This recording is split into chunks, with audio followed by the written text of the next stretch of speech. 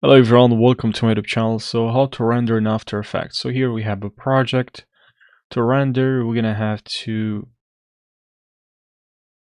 click on file here, click on file, and then here in file we have export, and then here we have add to render queue. Also, before doing that, make sure here you select your composition, your file, your project you want to export, then just select add to render queue. And now we have this here, and we're gonna have to click on this render queue, and then here we have some settings. So we have render settings, best settings, and output mode. We just need to click now on here, and also make sure you select the output not yet specified. So we're gonna have to click on this, and then just select here where you like to save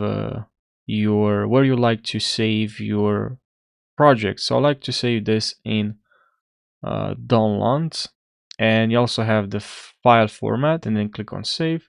Now we have the output too, where we want to save our file, and then here we have render settings, the best settings, and here we can see some this window that just popped up, and here we have some quality settings.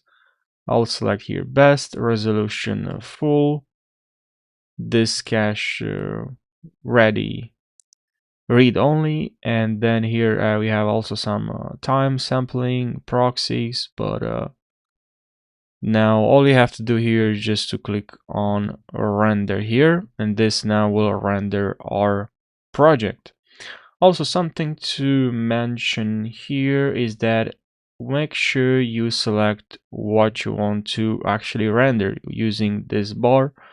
So if you only select move your bar, you shrink your bar, this this bar, then you're only rendering this portion. All right, only this portion you're rendering. So make sure you select the right portion of your project that you want to render, and that's all I have to show you guys. So I hope you found this short video helpful, saved you time, and you learned something.